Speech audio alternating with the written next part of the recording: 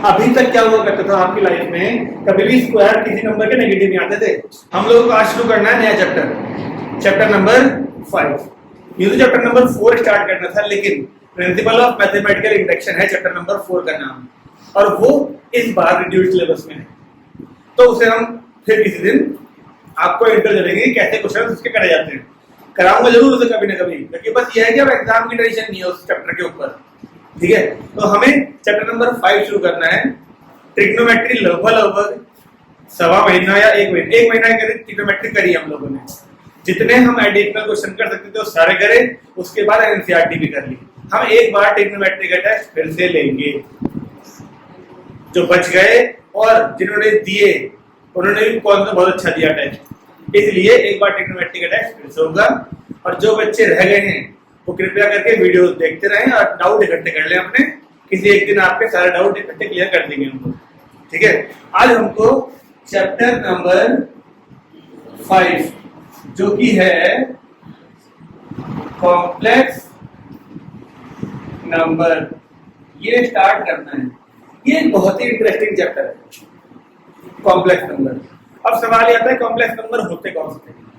तो 10th class में हमने क्वाड्रेटिफिकेशन पढ़ा था, उसमें श्रीधराचार्य मेथड पढ़ा था। उस श्रीधराचार्य मेथड में हमने डी डिस्क्रिमिनेंट पढ़ा था, capital D, B square minus 4ac, है ना। वो बी स्क्वायर माइनस 4ac की हमने 3 कंडीशन पढ़ी थी। पहली कंडीशन में बोलते थे जब वो ग्रेटर देन 0 हुआ करता था, उसे बोलते थे रूट्स आर रियल। दूसरी, जब b equal to B square minus 4ac equal to 0 हुआ करता था, हम बोलते थे रूट्स आर इक्वल। वो दोनों केस पढ़े थे। लेकिन तीसरा केस था B square minus 4ac less than 0 वाला, उसमें बोलते थे रूट्स आर नॉट रियल या फिर रूट्स आर इमेजिनरी। वो जो रूट्स आर इमेजिनरी वाला केस है जो हमने 10th क्लास में छोड़ दिया करते थे। जैसे ही क्वेश्चन में डी की वैल्यू लेस देन 0 आती थी, हम लिखते थे रूट्स आर नॉट रियल और क्वेश्चन वहीं छोड़ दिया करते थे। ये है वो चैप्टर जब रूट्स आर नॉट रियल वाली कंडीशन आती थी, यानी डी की वैल्यू कहां होती थी एक्चुअली में, रूट के अंदर। जो हम x इज इक्वल टू लिखते थे, x is equal to minus B plus minus D upon 2a, ये तो था ना फॉर्मूला हमारा। तो सारा कॉन्सेप्ट है रूट के अंदर नेगेटिव वैल्यूज का। अगर रूट के अंदर नेगेटिव वैल्यू आती है उन्हें बोलते हैं कॉम्प्लेक्स नंबर। वो नंबर जिसमें रूट के अंदर नेगेटिव वाली वैल्यू होती हैं, जैसे कि मान लो कहीं पर आपको ऐसे लिखा हो मिल गया रूट के अंदर -2, क्या आप इसको √2 इंटू रूट माइनस लिख सकते हैं? बिल्कुल लिख सकते हैं। इन दोनों के इंटू करके ये आएगा, और इसको हम √2 ही बोलते हैं। ये होता है आइटा। आइटा की वैल्यू होती है रूट के अंदर -1। आइटा यानी इमेजिनरी, आई से क्या होता था इमेजिनरी। तो एक कॉम्प्लेक्स नंबर कुछ इस तरह का नंबर होता है, देखो a प्लस आइटा b, ये पूरा एक कॉम्प्लेक्स नंबर है जिसमें ये वाले पार्ट को बोलते हैं हम रियल पार्ट और ये वाले को बोलते हैं इमेजिनरी पार्ट। अच्छा जी, अब इसे इमेजिनरी कहते हैं क्योंकि इसमें आइटा आ गया। एग्जांपल लो 2 प्लस 3 आइटा, एक ही साथ नहीं आएगा, किसी भी एक के साथ आइटा आ सकता है। वो वाला हिस्सा इमेजिनरी बन जाएगा, दूसरा वाला रियल बन जाएगा। आगे तो जैसे आइए कोई फर्क नहीं पड़ता, बस ध्यान रखना ये है जिस नंबर के साथ आइटा आएगा वो वाला हिस्सा बाद में लिखा जाता है। ये कॉम्प्लेक्स नंबर की स्टैंडर्ड फॉर्म है। ये कॉम्प्लेक्स नंबर की स्टैंडर्ड फॉर्म है जिसमें रियल को पहले लिखा जाता है, इमेजिनरी वाले को बाद में लिखा जाता है। z is equal to a plus iota b। हमारे सामने इस चैप्टर में जब कॉम्प्लेक्स नंबर को सिंप्लीफाई करेंगे या कुछ करेंगे, हमें आंसर बार बार स्टैंडर्ड फॉर्म में लाना पड़ेगा, यानी इस फॉर्म में लाना पड़ेगा, यानी रियल अलग इमेजिनरी अलग वाली फॉर्म में लाना पड़ेगा आंसर हमेशा। ओके, तो हमें ये नंबर दे दो 2 प्लस 3 आइटा लिखा मैंने, इसमें ये वाला क्या कहलाएगा नंबर, ये वाला क्या कहलाएगा इमेजिनरी पार्ट और ये कहलाएगा रियल पार्ट। रियल और इमेजिनरी पार्ट में वैसे कोई अंतर नहीं है, केवल अंतर है तो किस चीज का, आइटा। आइटा को अगर मैं यहां लगा दूं तो ये 2 आइटा बन जाएगा, तो फिर ये वाला पार्ट इमेजिनरी हो जाएगा, वो रियल हो जाएगा। बस लिखते वक्त ध्यान रखेंगे इमेजिनरी पार्ट बाद में लिखा जाता है, रियल पार्ट पहले लिखा जाता है। हमें कुछ थोड़े से ऑपरेशंस करने हैं आइटा पर। आइटा की वैल्यू रूट में -1 होती है, तो बताओ आइटा स्क्वायर की वैल्यू क्या होगी? जो 1 कह रहे हैं स्क्वायर यहाँ करेंगे तो ये रूट गायब होगा, ना कि वो प्लस बन जाएगा। मैंने सुन लिया था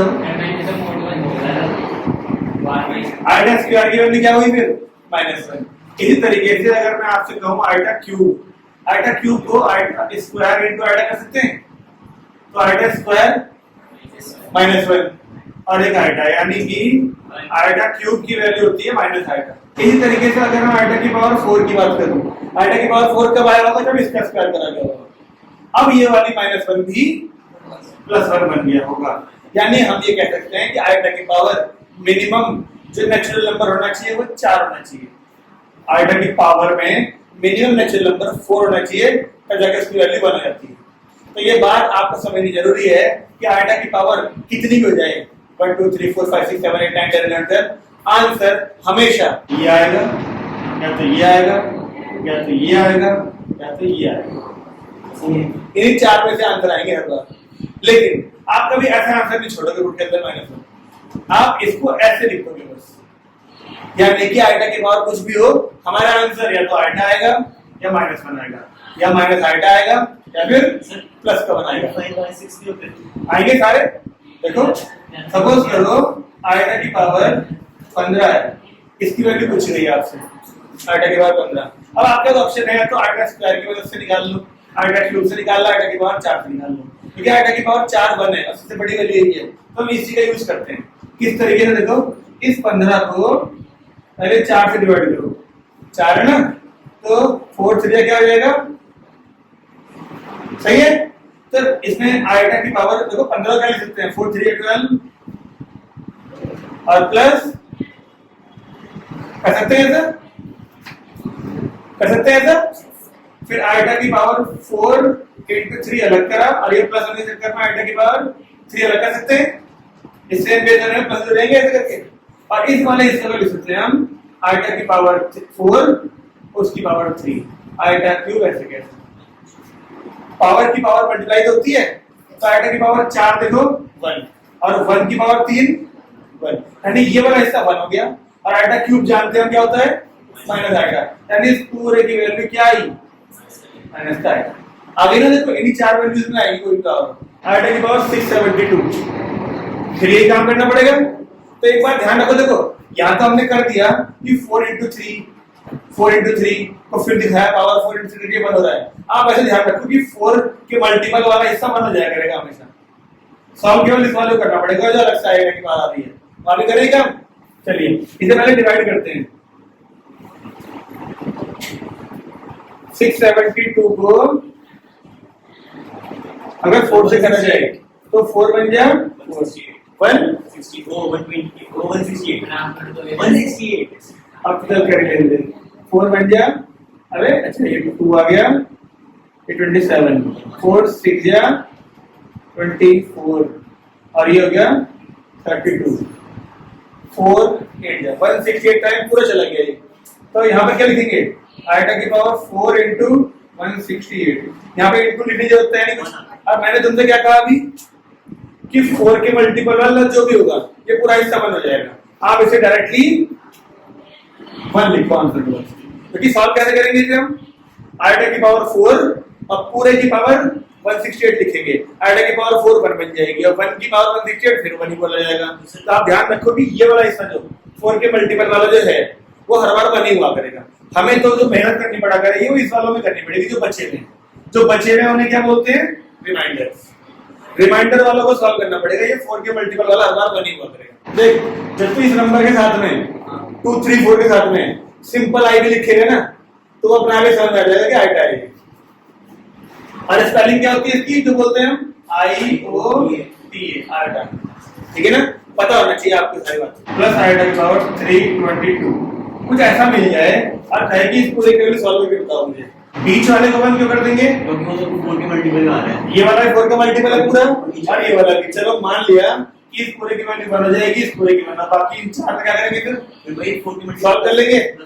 कोई और कुछ कहना चाहेगा, या सब संचित जी के दिखाए रास्ते पे चलना चाहेंगे। उसने अपने नाम ठीक सोचा बिल्कुल, अगर ये 4 के मल्टीपल है तो ये बन हो जाएंगे वैल्यू। किसी और के पास और कोई ऑप्शन है, आप पहले कॉमन लो, आप पहले, हाँ तू वही कह रहा था, पता है मुझे, आवाज निकली नहीं है, कॉमन लो। इतनी बार चिल्ला चिल्ला के पूछ लिया मैंने, पहले कॉमन लो ऊपर से कुछ क्या करते जाओगे, कौन आएगा ऊपर? आइटा की पावर 426 कॉमन आएगा, नहीं आएगा ऊपर से? तो सबसे छोटी पावर वही है, आइटा की पावर 426 कॉमन लेते हैं। यहाँ पे क्या बचेगा? आइटा की पावर 4, यहाँ पर आइटा की पावर, और यहाँ पर 0। नीचे भी कुछ कॉमन है क्या? 22 आइटा की पावर 322 बोलना पूरा। यहाँ पर क्या बचेगा? आइटा की पावर 4, आइटा की पावर 2 और 1। ये दोनों वैल्यू पूरी पूरी कट गई। अब क्या इन दोनों को सॉल्व करूं? नहीं, इसको ऊपर भेजो, पावर माइनस हो जाएगी।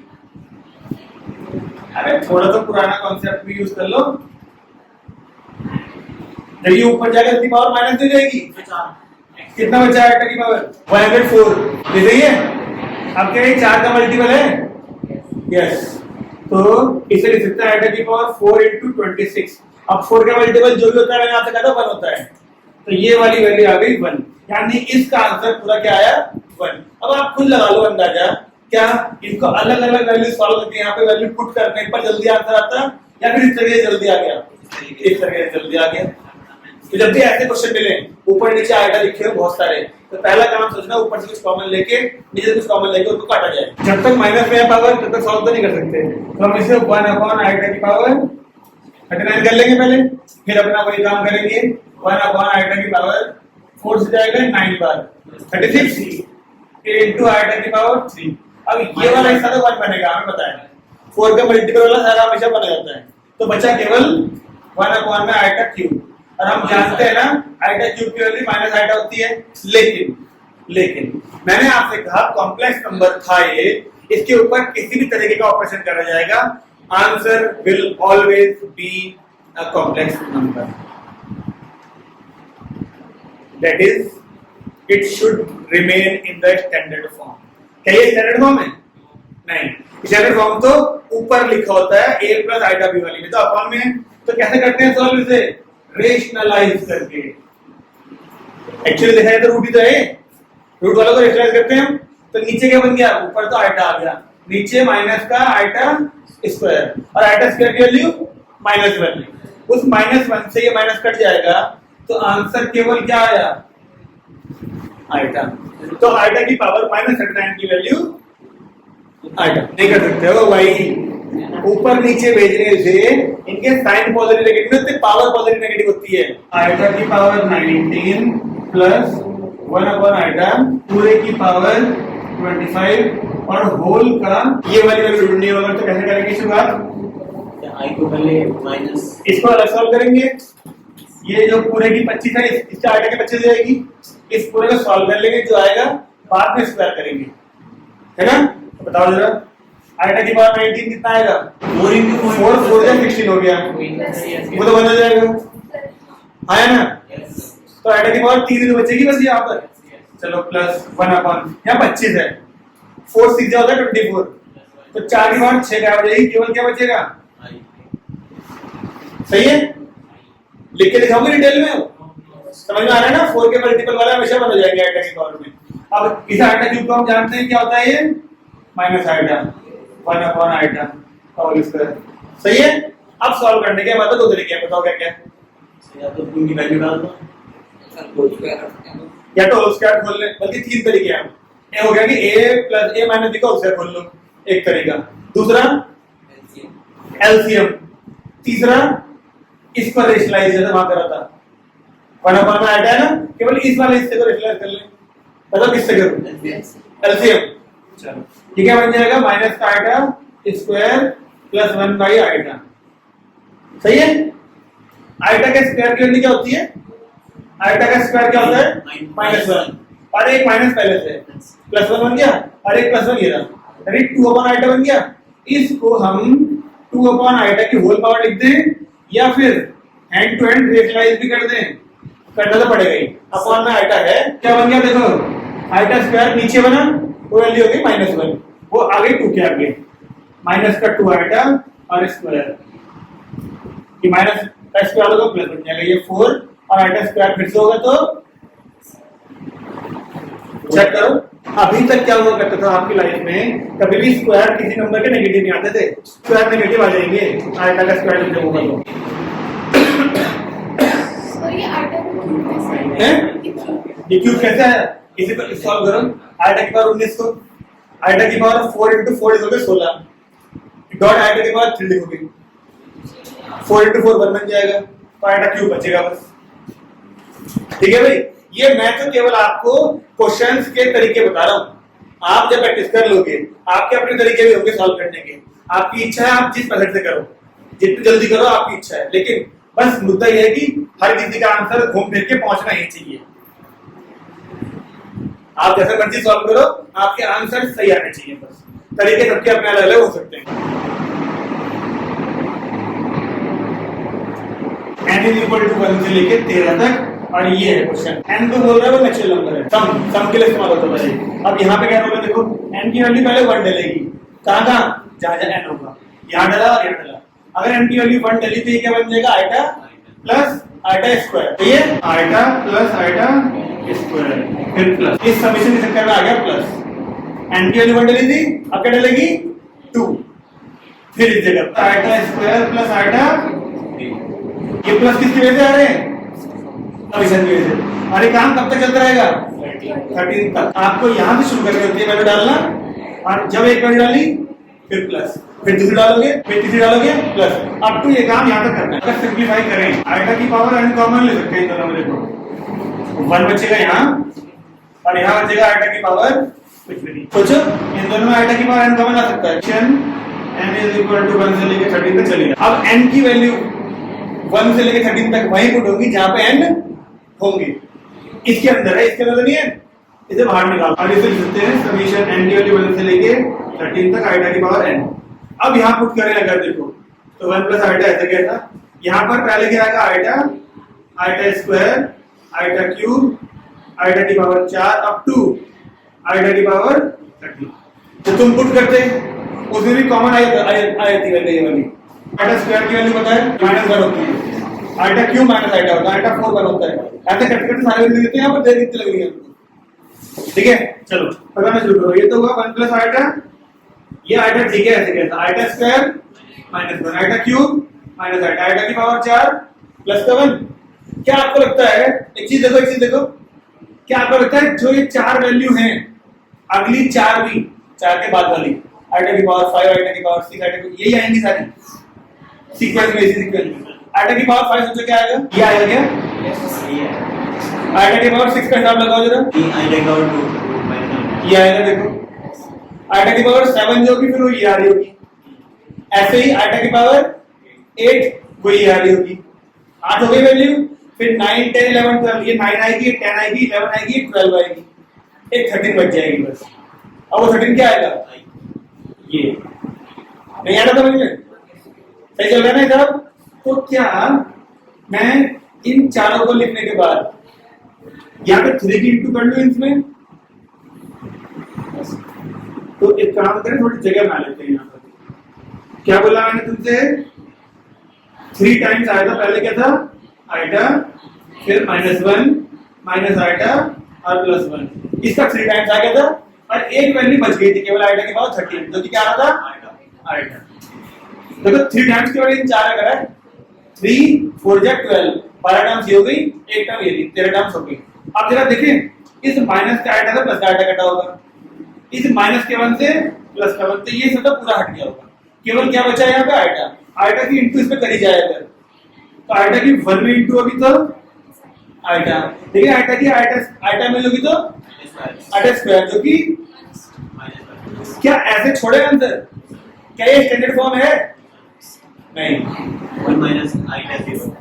स्टैंडर्ड फॉर्म के लिए पहले रियल पार्ट होना चाहिए, जो कि क्या है माइनस का 1 और प्लस का आयटा, कॉम्प्लेक्स पार्ट यानी इमेजिनरी पार्ट बाद में होना चाहिए। बोलिए बढ़िया क्वेश्चन। अभी तो हमने केवल ये सीखा आयटा की पावर कुछ मिलती है, कुछ भी मिलती है, तो उसको सॉल्व कैसे किया जाता है। अब हमें ये देखना है दो कॉम्प्लेक्स नंबर्स को प्लस कैसे करना जाएगा। z1 ले लूं 2 प्लस आयटा, और एक कॉम्प्लेक्स नंबर को z2 ले लूं -3 प्लस, तो ऐड सिंपल होते हैं, रियल वाले में रियल वाला ऐड होगा, इमेजिनरी वाले में इमेजिनरी वाला, यानी ये दोनों ऐड होंगे तो और ये प्लस का 5 आएगा। Simple addition. अच्छा, अगर सब्ट्रैक्शन करना हो तो दो कॉम्प्लेक्स नंबर्स का, तो इसमें से माइनस करेंगे तो क्या बन जाएगा? ये माइनस ऑफ -3 5 बन जाएगा, और ये माइनस ये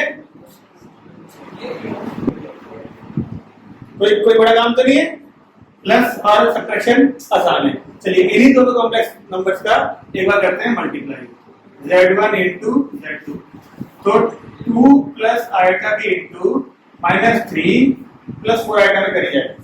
तो बिल्कुल ऐसे ही बचपन से करते आ गए। पहले इस नंबर की इन दोनों में होगी, फिर इस नंबर की इन दोनों में होगी, वैसे ही तो पहले करते थे। चलिए बताइए जरा, ये 2 की -3 में होगी तो -6 -3 बोलोगी, 2 की 4 आइटम होगी तो 8 आइटम, फिर अब आइटा की होगी इसमें तो माइनस का 3 आइटम, और आइटा की 4 में होगी आइटा के साथ तो 4 आइटा स्क्वायर, जो कि बन जाएगा माइनस का 4 आइटा स्क्वायर -1 होगा तो बन जाएगा -4। तो कुल मिला के -6 और -4 -10, और ये दोनों मिलके ये है दो कॉम्प्लेक्स नंबर की मल्टीप्लिकेशन।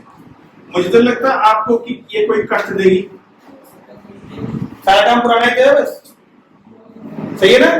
अच्छा, अब देखते हैं इन्हीं दोनों को अगर डिवाइड करना पड़ जाए तो z1 अपॉन z2। z1 है हमारा 2 प्लस आइटा, और अपॉन में है -3 प्लस 4 आइटा। दो कॉम्प्लेक्स नंबर्स डिवाइड नहीं हो सकते, रेशनलाइज हो गए। दो कॉम्प्लेक्स नंबर्स को लॉन्ग डिवीजन वाले तरीके से सॉल्व नहीं कर सकते हम। जब भी अपॉन में कॉम्प्लेक्स नंबर मिलेगा तो अपॉन में से ये हटाना पड़ेगा। अपॉन में से आई हटता है रेशनलाइज करके, यानी हम इनको कर देंगे रेशनलाइज। कैसे? केवल इमेजिनरी वाली का साइन चेंज करना पड़ता है। -3 -4 आएगा, -3 -4 आएगा। रियल वाली का साइन चेंज नहीं होता, केवल इमेजिनरी वाली टर्म का साइन चेंज होता है। ठीक है जी? तो बताएं ऊपर क्या आएगा? 2 प्लस 3 आएगा, किसमें हुई तो -6 पहले, -8 आएगा, फिर -3 आएगा और प्लस का 4 अपॉन ये a minus b plus b बनता है ना। अपॉन में तो रेशनलाइज करते हैं, रेशनलाइज जो होता है तो नीचे तो a square minus b square बनता है। अच्छा, आपको ध्यान है अब तक अपने जीवन में आपने जब तक रेशनलाइज करा होगा अपॉन में a plus b minus b को a square minus b square लिखा होगा, अगर ध्यान होगा तो। लेकिन यहाँ ऐसा नहीं होगा, यहाँ पर a square minus b square लेके चलेंगे, लेकिन वो बनेगा a square plus b square. क्यों? क्योंकि इसका स्क्वायर होगा a स्क्वायर माइनस, तब इसका स्क्वायर करोगे तो आयता के स्क्वायर के चक्कर में बीच वाला माइनस प्लस बन जाता है।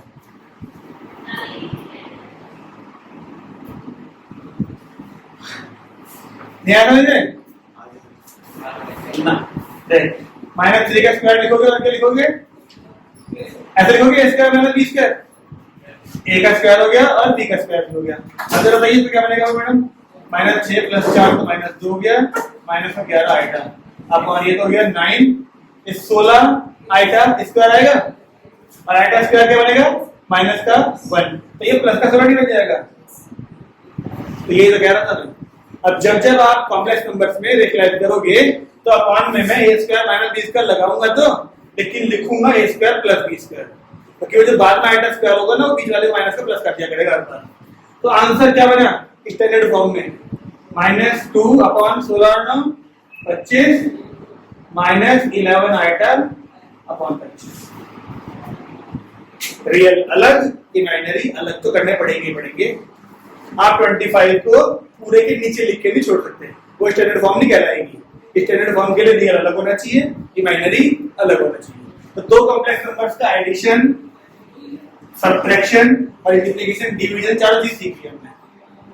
कोई बड़ा काम नहीं है, ये वही है जो हम पहले से पढ़ते आ रहे थे, बस यहाँ दिखाने के लिए नई चीज होगी। चार रेसिप्रोकल ऑफ या of z, reciprocal of z यानी रेसिप्रोकल ऑफ कॉम्प्लेक्स नंबर। यहाँ पे ना और डाल के एक हेडिंग और लिख, मल्टीप्लिकेटिव इनवर्स। बड़ा खतरनाक शब्द है ना, तूने सुना पहले कभी? आपने भी सुना? मल्टीप्लिकेटिव सुना है? इनवर्स ये किसी और तरीके में इनवर्स होता है? Additive inverse. इनवर्स दो तरह के होते हैं, multiplicative inverse additive inverse. Actually किताब में टॉपिक है ना वो ये है, क्वेश्चन दिए होंगे कुछ, अब बोला हुआ फाइंड मल्टीप्लिकेटिव इनवर्स। मैं उसको कह रहा हूं कि उसे रेसिप्रोकल ऑफ दैट भी बोलते हैं। मल्टीप्लिकेटिव इनवर्स का मतलब क्या है, किसी भी नंबर में, चलो एग्जांपल के तौर पर 2 ले लेते हैं, ठीक है, किसी भी नंबर में बताओ किस चीज की मल्टीप्लाई करूं कि आंसर 1 आए। 1 में 2 में 0 की इंटू कर दो 1 आ जाएगा, 1/2 की। मैंने पूछा 2 में किस चीज की मल्टीप्लाई करूं कि आंसर 1 आ जाए, तो 1/2 की तो करेंगे। तो इस 2 का ये होगा मल्टीप्लिकेटिव इनवर्स। कभी तो बोला ना रेसिप्रोकल। पर आपको ध्यान रखने वाली बात ये है कि मल्टीप्लाई करते वक्त आंसर 1 चाहिए होता है, तो 2 में क्या इंटू करें कि 1 आ जाए। और ये चीज ऐड में बोलूं तो एक टॉपिक होता है एडिटिव इनवर्स। एडिटिव इनवर्स में मैं बोलूंगा 2 में क्या प्लस करूं कि आंसर 0 आ जाए, -2। तो पता क्या बोला जाएगा, 2 का एडिटिव इनवर्स होगा -2। तो ये 2 चीजें होती है, मल्टीप्लिकेटिव इनवर्स, एडिटिव इनवर्स। आपको दोनों चीज ध्यान रखनी होती है कि जब मल्टीप्लिकेटिव बोलता है तो आंसर 1 चाहिए होता है, एडिटिव बोलता है तो आंसर 0 होता है। तो 2 का मल्टीप्लिकेटिव इनवर्स आएगा 1/2 और 2 का एडिटिव इनवर्स आएगा -2। ये एडिटिव इनवर्स नहीं है हमारे कॉम्प्लेक्स नंबर में, अभी केवल क्या है, मल्टीप्लिकेटिव इनवर्स। तो अब मैं क्वेश्चन देता हूं आपसे, क्वेश्चन केवल सुनो क्या है, z = 4 - 3 आएगा, ये क्वेश्चन है, ठीक है। और आगे पता है क्या लिखा होगा, फाइंड मल्टीप्लिकेटिव इनवर्स। अब बताओ आप इस z में मल्टीप्लिकेटिव बोलो ना, मल्टीप्लिकेटिव, इस z में क्या इंटू करोगे कि आंसर क्या आ जाए, 1। यानी इनडायरेक्टली ये आपसे वही नंबर रेसिप्रोकल डिवाइड 1/z कह रहा है निकालने को है। हाँ वो तो लाना ही पड़ेगा, स्टैंडर्ड फॉर्म तो लाना ही पड़ेगा। मैं ये कह रहा हूं जब वो मल्टीप्लिकेटिव इनवर्स कह रहा है तो ये भारी भरकम शब्द है, घबराओ मत। मल्टीप्लिकेटिव इनवर्स, इस z का मल्टीप्लिकेटिव इनवर्स 1/z ही हो सकता है, तभी आंसर 1 आएगा। तो आपसे ये फाइंड करने को कहा उसने, ये यानी 1/4 - 3 आएगा। क्या यहाँ छोड़ेंगे आंसर, यहाँ छोड़ नहीं सकते हम, तो हम 4 + 3 आएगा अपॉन 4 + 3 आएगा तो करेंगे। तो ऊपर तो बन गया 4 + 3 आएगा और नीचे a² फिर माइनस 16 + 9 25, यहाँ पे प्लस हुआ करेगा हर बार, ठीक है ना। तो आंसर आएगा 4/25 + 3/25 और साथ में माइनस किस कंडीशन में होगा, जब यहाँ पे आएगा ना होता हो कॉम्प्लेक्स नंबर में तो प्लस ही आएंगे भैया नीचे। आया समझ में। मल्टीप्लिकेटिव इनवर्स जब भी पूछेगा तो क्या करना है, जो भी नंबर बोला है उसका 1/z निकालना है। तो और वो बड़ा काम थोड़ी है, ये एडिटिव इनवर्स वाला टॉपिक है, ये मल्टीप्लिकेटिव इनवर्स साइड में नोट कर लेना कहीं पर। एडिटिव इनवर्स नाम की भी जगह होती है। अब कुछ क्वेश्चन बढ़िया करते हैं जिनको सिंपलीफाई करके स्टैंडर्ड फॉर्म में लाना होगा। इसको स्टैंडर्ड फॉर्म में करना है कन्वर्ट पूरे को। तो बताओ कैसे शुरुआत करना चाहेंगे आप, क्या एलसीएम लें या फिर इसको अलग रेशनलाइज करें, इसको अलग रेशनलाइज करें।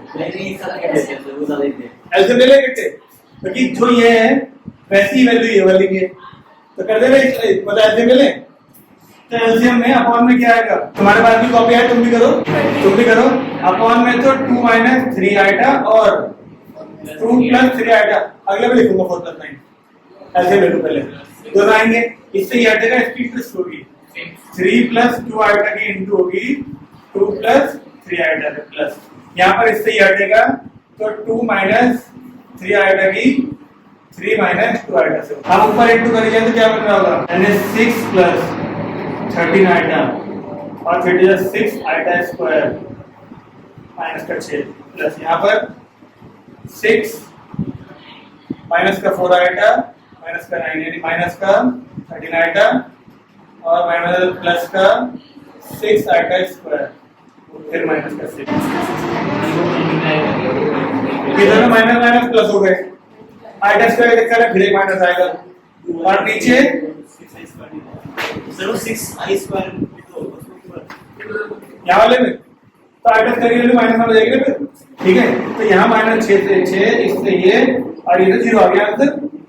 अगला क्वेश्चन ये है भाई, इस वाली वैल्यू को कैसे चेंज करोगे। 5 आएगा बस 25 आएगा -5 और उधर क्या बोले जा रहे, ये माइनस रूट के साथ मिलके आइटा बनाएगा और रूट 25 को 5 बोलेंगे, क्या सर तो ये 5 आइटा हो गया। ये वाली वैल्यू बनी 2 minus 5 iota upon 1 minus 4 iota, ये बना था।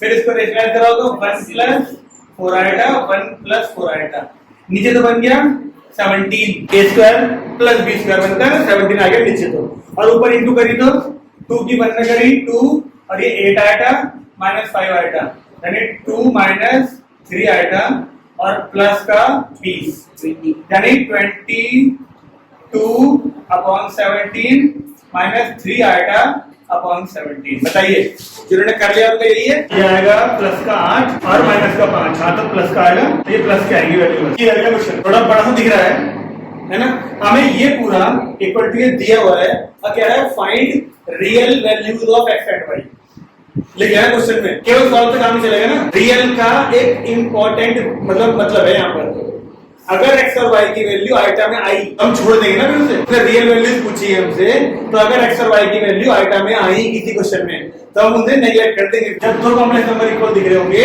तो रियल वाला पार्ट रियल के इक्वल हो जाता है, इमेजिनरी वाला पार्ट इमेजिनरी के इक्वल हो जाता है। तो चेक करिए यहाँ पर कॉम्प्लेक्स नंबर स्टैंडर्ड फॉर्म में है या नहीं, यहाँ चेक करिए रियल अलग है इमेजिनरी वाला अलग है, तो हाँ और बीच में इक्वल है, तो रियल वाले पार्ट को कैसे लिखेंगे हम, comparing real and imaginary parts, comparing real and imaginary parts, तो रियल वाले को रियल के इक्वल करा जाएगा, तो 3x माइनस 7 किसके इक्वल आएगा बताओ, माइनस 5 y के, पहली इक्वेशन। एक और इक्वेशन इमेजिनरी वाला क्या है देखो यहाँ पर, अब इमेजिनरी ना आइटा मत लेना 2y और उधर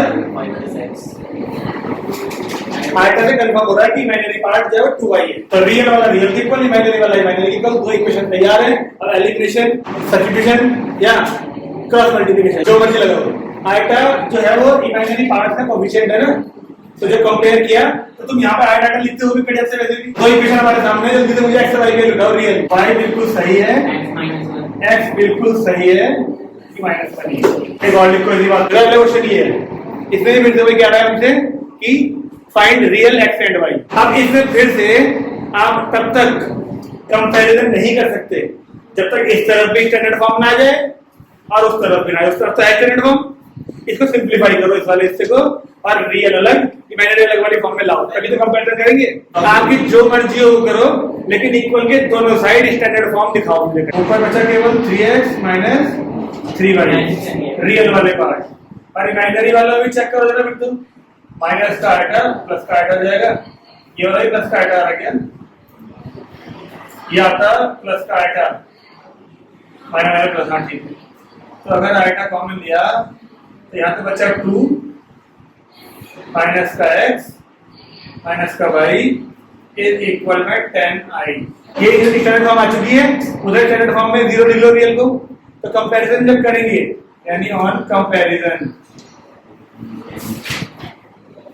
रियल वाले पार्ट को रियल इक्वल करेंगे, लेकिन क्या है 0, उधर रियल पार्ट नहीं है, इसका मतलब क्या है 0 है, 3x minus 3y equal to 0 implies x equal to y। देखो ये 3y प्लस का हो जाएगा, जाके 3 कट जाएगा इक्वल टू y। अब इमेजिनरी को यानी 2 माइनस x माइनस y को 10 इक्वल करेंगे और x की जगह y रख देंगे यहाँ पर, तो ये बन जाएगा माइनस का 2x, अरे चलो माइनस का 2y भाई इक्वल टू 10, ये हो गया जाके y इक्वल टू माइनस 4 और वही क्या हो जाएगा x भी, x और y दोनों माइनस 4 के इक्वल आ गए। तो ऐसे क्वेश्चन में क्या करना है समझ में आ गया आपको। ये क्वेश्चन है, अब फिर से बोल रहा है find real values of x and y। क्या अब हम क्वेश्चन में कंपैरिजन करने लायक हैं? क्या बोला था मैंने, पहले चेक करना है स्टैंडर्ड फॉर्म, इधर भी स्टैंडर्ड फॉर्म होनी चाहिए, इधर भी, क्या यहाँ है नहीं, इसके अंदर भी आया है इसके अंदर भी आया है, तो अब थोड़ा सा काम बढ़ गया, पहले स्टैंडर्ड फॉर्म लानी पड़ेगी, यहाँ भी वहां भी नहीं है स्टैंडर्ड फॉर्म भी, तो पहले रीअरेंज करते हैं। तो ये क्या बन जाएगा y स्क्वायर क्या 1/2 ही और y स्क्वायर भी आइटा में हुई, और ये 6 प्लस आइटा ऐसे क्या था यहाँ पर 2x प्लस x आइटा। क्या ये अब स्टैंडर्ड फॉर्म में आ गया? हाँ, रियल अलग है इमेजिनरी अलग है। यहाँ पर लेते इकट्ठे, ये y स्क्वायर प्लस 6 अलग कर दिया और आइटा कॉमन लिया तो y स्क्वायर प्लस 1 अलग हो गया। ये क्या करा था आपने? अच्छा सॉरी, ओके 2x प्लस का x आएगा ऐसे कैसा। अब चेक करिए क्या दोनों तरफ स्टैंडर्ड फॉर्म रेडी है? अब कर सकते हैं ऑन कंपैरिजन। ये रियल वाला रियल के इक्वल यानी कि 2x के एक इक्वेशन, ये इमेजिनरी वाला y स्क्वायर प्लस 1 वो इमेजिनरी के इक्वल। दो इक्वेशन रेडी है, जल्दी से बताओ सॉल्व करके x की वैल्यू क्या आ रही है, y की क्या आ रही है।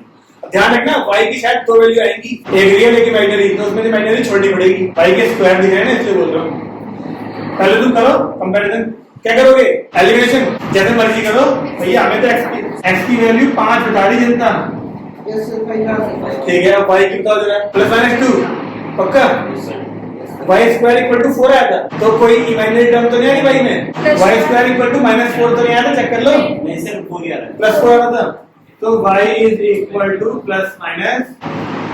सब सहमत है? इस आंसर को केवल इसी कंडीशन पे नहीं छोड़ेंगे, एक बार क्या लिखेंगे देखो, व्हेन जब x की वैल्यू एक बार 5 है तो y एक बार क्या था 2, और जब अगली x की वैल्यू फिर से 5 है y एक बार क्या है -2। ये सही तरीका लिखने का, ठीक है। y की दो वैल्यू है ना, दोनों लिख दी गई, x y की वही। एक क्वेश्चन कॉम्प्लेक्स नंबर ट्रिग्नोमेट्री का करते हैं, और तुम ये देखना सबसे लास्ट में टॉपिक कराया था ट्रिग्नोमेट्रिक इक्वेशंस, मैंने तुमसे कहा था वो कहीं कहीं इस्तेमाल होता है, देखना इसी क्वेश्चन के अंदर इस्तेमाल हो रहा है या नहीं। मुंह मत बनाया करो, खुश हुआ करो कि पढ़ी हुई चीज सामने आ गई।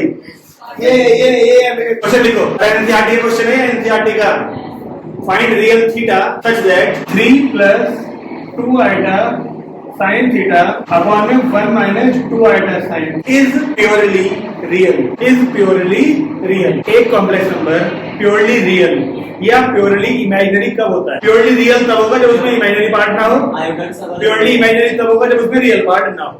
तो यानी कि आप पहले इससे कॉम्प्लेक्स नंबर तो बना लो, इसे स्टैंडर्ड फॉर्म में चेंज कर लो। पहले कैसे करेंगे? रेशनलाइज, तो 1 प्लस क्या कह रहे थे पार्ट दाऊ, 3 प्लस 2 था 1 प्लस 2 आइटा sin थीटा से मल्टीप्लाई डिवाइड यानी रेशनलाइज करके। अब रियल को अलग इमेजिनरी को अलग करके बदल देते, क्या आ रहा है? भेजते वहां भेजने के लिए कुछ होना तो चाहिए, वहां क्या इक्वल टू है वहां?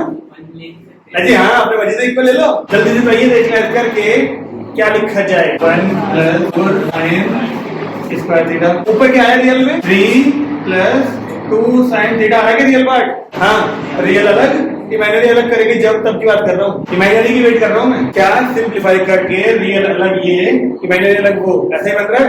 नीचे तो ठीक होना ही है, a square plus b square होता है, नीचे होता क्या है? तो कितना बड़ा काम दे दिया मैंने करने के लिए तुम्हें। रियल पार्ट में गलती है, रियल पार्ट आ रहा है 3 माइनस 4 स्क्वायर, ये आना चाहिए, ठीक है जी। ये हमने सॉल्व किया, ये आया इसका रियल पार्ट, वो आया इसका इमेजिनरी पार्ट। अब क्वेश्चन में क्या क्या आ गया था?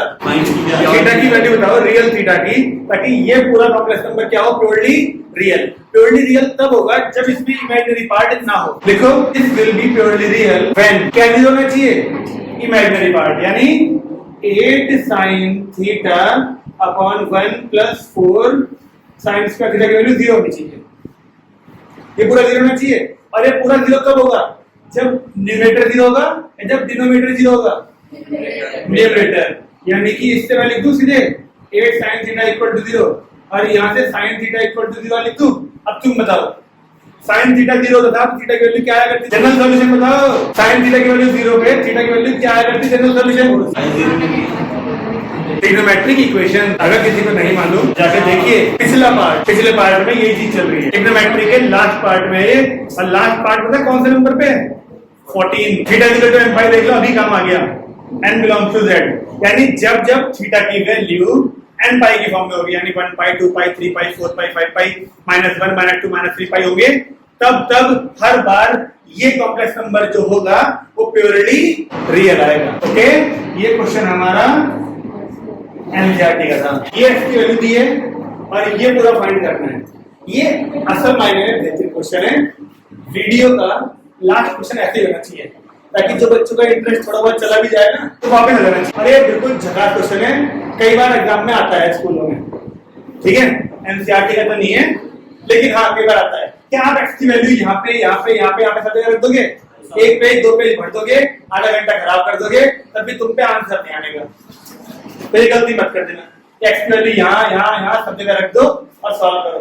तो सुनो क्या तरकीब है इस क्वेश्चन की, इसको सिंप्लीफाई करते हैं। और सिंप्लीफाई भी किस तरीके से, -5 प्लस ये 2 आइटा कहते हैं इसको, तो ये पूरा क्या बन गया मुझे नहीं पता। आपको अब जितनी बार क्वेश्चन में आएगा उतनी बार ये पूछेगा। अभी थोड़ी देर पहले -25 को 5 आइटा लिखा था, हर बार पूछेगा जी। आपको इस टाइप के क्वेश्चंस में इसको सॉल्व करते वक्त आइटा वाले को अकेला छोड़ना है। क्यों? क्योंकि मैं स्क्वायरिंग करना चाहता हूँ और आइटा गायब स्क्वायरिंग छोड़ जाए। x + 5 4 आइटा, अब स्क्वायरिंग कर लूं तो आइटा गायब हो जाएगा बच्चों। अगर मैं ऐसे ही स्क्वायरिंग कर लेता तो यहाँ पर a - b के होल स्क्वायर में 2ab वैल्यू अपना आइटा फिर से आया था, आया ना? तो इसलिए आइटा को अकेला छोड़ना हमेशा। मोटिव यही है हमारा, स्क्वायरिंग करते हुए आइटा गायब करना। देखो क्या होगा, ये स्क्वायर और ये square, a square plus b square plus ये, और यहाँ माइनस का 16, इधर आके बन जाएगा x square plus 10x plus का 41 बराबर 0। सही है? हर बार आपकी ऐसी क्वाड्रेटिक इक्वेशन बनेगी। अब इस क्वाड्रेटिक इक्वेशन से उस पूरे पे डिवाइड कर दो बस, लॉन्ग डिवीजन। और ये वही लॉन्ग डिवीजन है जो 9th में रिड्यूस्ड सिलेबस में है, ये वही है जो 10th में रिड्यूस्ड सिलेबस में है। अब सीबीएसई वाले चाहते हैं तो मैं मोटा छाप बन जाओ, ठीक है ना? और यहाँ आके 11th वाले कहेंगे तुमने तो 9th में पढ़ा होगा, जैसे मैं कहने वाला हूँ तुमने 9th 10th में पढ़ा होगा, ठीक है ना? इस पूरी वैल्यू से इस पूरा करेंगे डिवाइड, x की पावर 4 9x³ 35x² - x + 4, इस पूरा करेंगे डिवाइड, x² प्लस 10x + 41। पहले कितनी बार जाएगा बताओ? x² बार, सबको आता होगा, मैं तो मजाक करता था। हाँ ठीक है ना, x² बार करेंगे तो x की पावर 4 आएगा, तो x² की इन तीनों में करो, पहले क्या आएगा x की पावर 4, फिर x² की 10x में करोगे तो फिर x² की 41 में करा दो, सबके साइन चेंज करते हैं, माइनस माइनस माइनस ही कैंसिल। 9 में से 10 गया तो 35 में से 41 गया तो, और एक माइनस का x उतार लिया। अब बताओ x² में क्या इंटू करूं कि माइनस का x³ आए, माइनस का x, सही है? अब माइनस का x की तीनों में करो, माइनस का x³ माइनस का 10x स्क्वायर माइनस का 41x, ये प्लस ये प्लस ये प्लस, ये कट गए, माइनस का 6 प्लस का 10 माइनस का 1 और प्लस का 41 यानी प्लस का 40x और एक 4 और उतारो। अब x² में क्या इंटू करेंगे, 4x आ जाए 4 की, तो 4 की इन तीनों में करी जाए तो 4x² प्लस का 40x प्लस का 164 आएगा, 4 की 41 में करेंगे तो माइनस माइनस माइनस, ये दोनों कैंसिल, बस सही है। अब हम लोग लगाएंगे a = bq + r, Euclid's division algorithm. Divide समझाऊं, मुझे डिवाइड नहीं आता, अरे यार तो राइटिंग छोड़ दिया रिड्यूस लेवल के चक्कर में, और टाइम भी छोड़ दिया। रुक जा, पहले पूरा कर दो फिर बताऊंगा, ठीक है?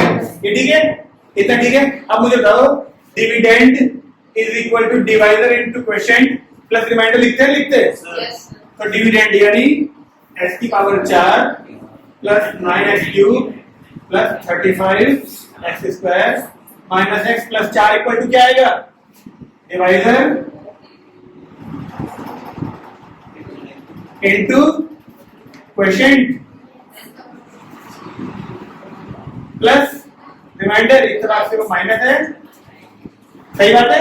हमें इसी की वैल्यू तो पूछी थी, हमसे इसकी वैल्यू तो पूछी थी वैसे भी। देखो ये वाला इसका 0 है, ये वाला इसका क्या था 0, तो 0 इनटू समथिंग, तो आंसर केवल और केवल जो रिमाइंडर आता है आंसर वही होता है। ध्यान रखते हो इस बात का, तो ये बहुत जल्दी आ जाएगा आंसर इस तरीके से। केवल ये आना चाहिए डिवाइड वाला काम, और यहाँ पे ध्यान रखना है कि आइटा वाले को अकेला करना है, फिर स्क्वायरिंग करनी है। बहुत सारे क्वेश्चन मिलेंगे आज, ये क्वेश्चन बहुत अच्छा वाला क्वेश्चन, इस तरीके से नहीं करोगे तो तुम भटक जाओगे। अगर मेरा विश्वास नहीं है तो इस वाली वैल्यू में आप पुट कर लेना घर के अंदर, अब सॉल्व करके देखना कितनी देर में आएगा आंसर, आएगा भी कि नहीं आएगा ये बताना। आ जाएगा? तुझे विश्वास है अपने ऊपर? टाइम नोट करिए, अब बता दियो मुझे, तुझे तेरे ऊपर विश्वास है, मुझे भी तेरे ऊपर विश्वास है। आज के लिए काफी है, फिर मिलेंगे अब एक हफ्ते बाद फिर से मैथ की क्लास होगी और फिर उसमें कॉम्प्लेक्स नंबर को कंटिन्यू करेंगे हम। इसीलिए आज बहुत सारा पढ़ा है ताकि आप एक हफ्ते तक कर सकें। चलिए।